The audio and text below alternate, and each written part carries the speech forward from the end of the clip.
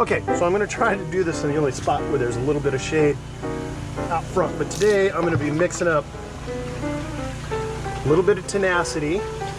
Okay, so we're gonna be spraying the section of the yard that I did not get to the other day when I sprayed some of the crabgrass. So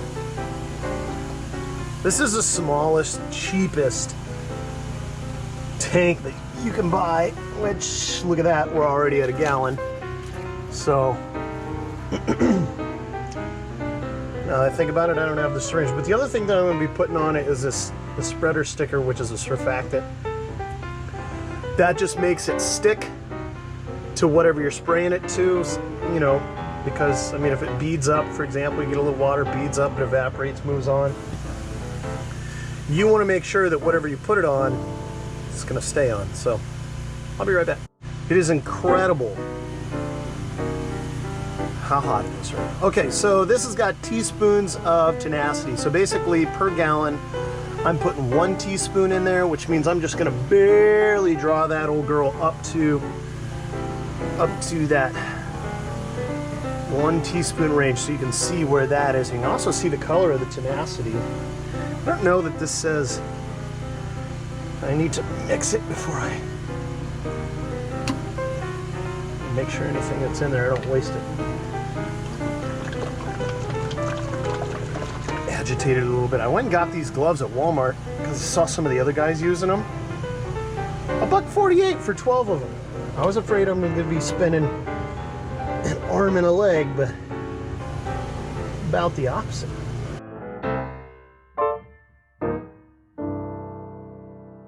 It's crazy it takes that little. I guarantee, like, if you think about teaspoon feedings, well, here's a great question. Ask Siri, how many teaspoons are in 8 fluid ounces? I would wager that they're like 80 maybe? Who knows? Quite a bit. So the next thing that we're doing here is putting this surfactant on here so that I'm not trying to, this product per 1 gallon of mix, 1 to 2 teaspoons. And since I'm using this in conjunction with the Tenacity and really nothing else at this point, I'm just going to use the same plunger here.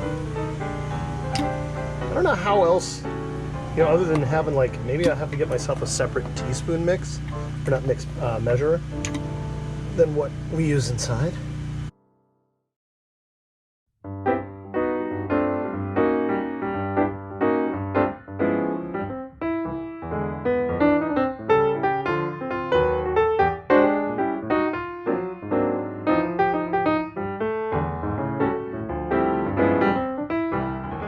Surfactant is just a super concentrated soap, and I think it just breaks the surface tension. So I'm going to get this sucker on here, get that all wrapped up, and I'm going to shake that to mix that. I'm going to rinse my hands off here a little bit with a hose, and away we go. Turn off the water. The neighbor wants to know what I'm doing with the camera. It's probably a really good question. Making YouTube videos. All right, so let's put this in the shade.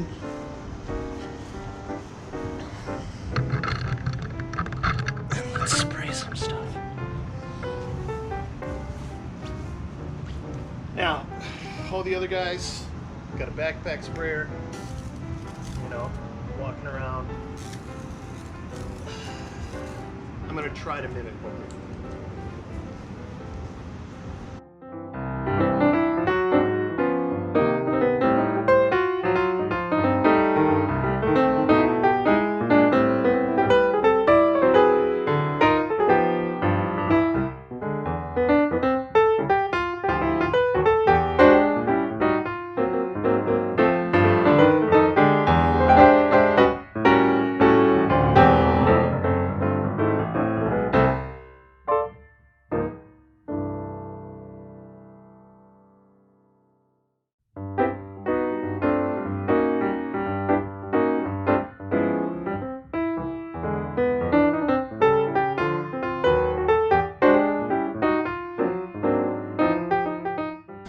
just absolutely getting drenched because it's so hot out here.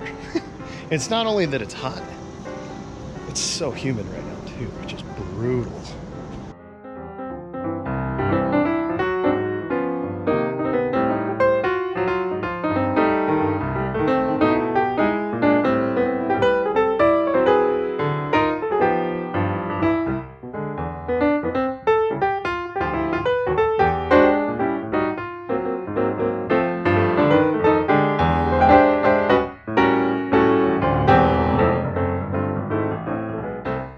Well, I've successfully sprayed the backyard, and there are just a couple spot spray things that I'm doing out front right now. Mainly like these areas right here, if it's got thick grass, it doesn't have much crabgrass. Especially over here in the sun, which part of that is soil temperatures for germination for the crabgrass, but even where I'm up against the curb over here, ooh, look at this. I think we stressed out some Bermuda. Good for you, Mr. Bermuda. You're going to get another helping of tenacity. If anything, if I can just stress that Bermuda out and push it back, that would be ideal. A little bit of clover over here, a little bit of, that might be Dallas grass. By the way, shout out to Pete from GCI Turf for helping me identify all of these types of grass. I mean, the biggest thing for me with Pete up at GCI is that Pete's only like an hour or two away, so he deals with almost exactly the same types of weeds and grasses, which is kind of cool, because I know that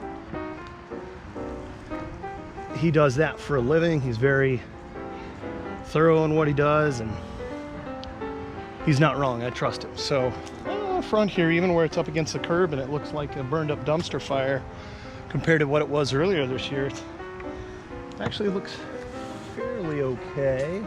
Not too worried about overspraying any flowers or anything in there. They're a little bit past their time, so I'm just going through trying to spot spray some things that need a little attention. One of the things I think that definitely needs some attention is over here along this edge, and I was pretty sure I gave this a healthy dose. Oh, I can actually even see the Bermuda over here getting stressed out. You see that? I like that. I'll just get a bunch of this here on this Bermuda and see if it doesn't knock the Bermuda back a little bit, which would be really a huge added benefit. Now, I realize Pete was talking about this in the last video, that there's really nothing you can control common Bermuda with. You might knock it back, you might slow it down, but eventually it's gonna do its thing.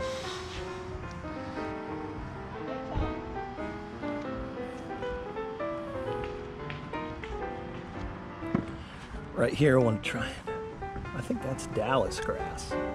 Right in here, not necessarily and I do not know the name of the actual crabgrass that I am controlling with this. I don't know if I wish I did, but I do know Pete mentioned that this is just Dallas grass the other day, so that's the only reason I know that. So even though we've made the soil a little bit better for all of the other, or for the turf type fescue, it's also made it wonderful for all the other grasses as well. And this I actually walked back and forth, and I didn't miss a whole lot. If you can see here, pretty much the whole thing, we got a little bit of helping at tenacity just about everywhere. I'm just walking through it right now, seeing if I didn't miss just a little bit. And every now and then there's a little patch here and there. For example, here, looks like I got a little on it, but maybe not quite enough. Looks like some more Dallas grass here, but I don't think that this tenacity does anything with that. We'll see, I guess. But this is, again, this is after 6 days. So 6 days later, 7 days, today is Saturday, 8 days. Sprayed it last Friday, and these are the results that we're getting now. The real question is, I'm curious about, it's supposed to control for 3 weeks. I do see control in a lot of this crabgrass, but my question is, knowing whether or not I did it right and knowing whether or not I'm seeing the amount of control that I should, or whether or not I screwed up the application. I had my nozzle tip on this last time was a little bit more fine. I'm doing a little bit more of a coarse application this time, so I'm curious to see whether or not that's maybe what maybe that's a positive. Maybe that'll be better, but boy, I can see over here on this side, I missed just a few plants, so.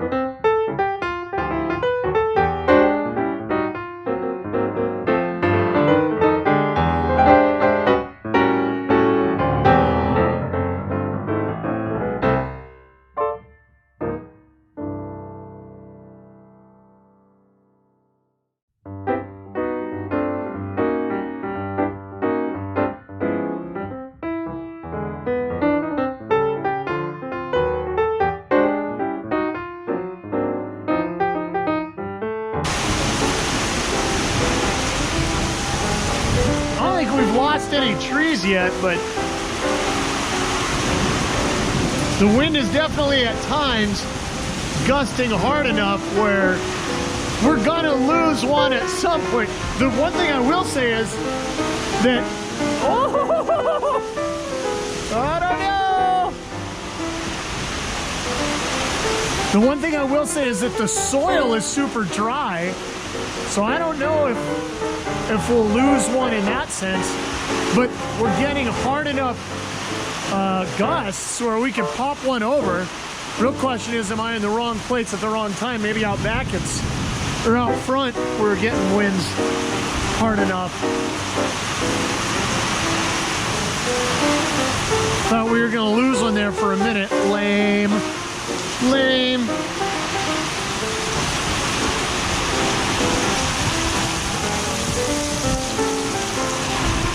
I don't know if you can see it there. The amount of bow in that tree. If anything, it'll come down on this pergola, which will be interesting. Whoa! Look at those things move. Lots of flex. But I don't see any movement down like at the root level. And usually when we lose trees, it's down like, it's because the soil is saturated and they just get knocked over. They don't typically snap off or shear. Oh, look at that.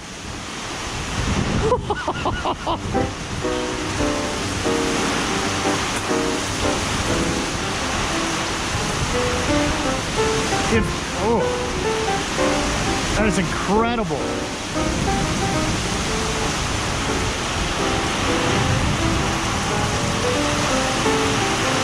So this is incredible, the amount of just movement with the way that the trees are going side to side here. You can see some of these. Now these are obviously like an older hardwood, and most of the time when we lose those, like when they fall over, it's because they have a saturated root base, and the roots are what give up the entire tree. Very rarely do you see the top of a tree in this area snap out. What you see is the top of it for the whole tree go. And it's been dry enough, you know, recently that I don't think we'll see any trees collapse. I mean, maybe the top of one of these old trees that was dead fell out last year, but we don't really have any that are dead at this time, so it's a pretty interesting cell. I mean, you can just see how the the rain is coming horizontally. I screwed up the installation of this. There was one screw in the corner, and just because the wind could get under it, popped that up and popped that one loose, the next one loose. So I'm gonna have to go back up there and reattach those screws in. I'm not really worried about getting wet.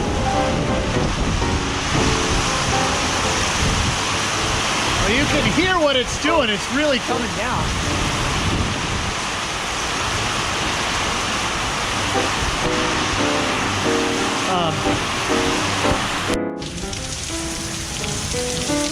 I'm a little bit sad that I missed this, but if you look right, oh, these shoes are bad to wear. They are going to be filled with water. So if you look over here, like straight across into the backyard, whenever we were getting those gusts, you can see this Heineken box blowing around right now.